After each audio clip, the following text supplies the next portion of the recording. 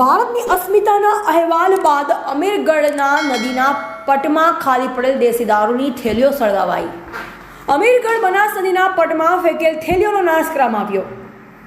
બનાસ નદીના પટમાં દેશી દારૂના પ્લાસ્ટિકની થેલીઓનો ઉકરડો ગઈકાલે ભારતની અસ્મિતા ન્યૂઝ ચેનલમાં અહેવાલ પ્રસારિત કરવામાં પોલીસ તંત્રના મહેરબાની ખુલ્લેઆમ ધમધમતી હાટડીઓ ગાંધીના ગુજરાતમાં પ્રતિબંધિત હોવા છતાં છૂટથી દારૂ વેચાઈ રહ્યો છે જે અહેવાલના પગલે તંત્રને જાણ થતાં મોડી રાત્રે વિદેશી દારૂના ઉકરડામાં આગ ચંપી કરી પ્લાસ્ટિકની થેલીઓ બાળવાની તંત્રએ તસ્તી લીધી હોવાના અહેવાલ સામે આવી રહ્યા છે। ત્યારે આ કોને અને ક્યારે લગાવી તે અનેક ચર્ચાએ જોર પકડી છે। હાલમાં અમીરગઢ બનાસ નદીના પટમાં દેશી દારૂની થેલીઓ ઠાલવવામાં આવી, જો કે આ કૃત્ય કોણે કર્યું તે સામે આવ્યું નથી। સ્થાનિક લોકો હાલમાં નદીમાં ચાલતી હોવાથી ફરવા અને કુદરતી સૌંદર્ય નિહાળવા જતા હોય છે।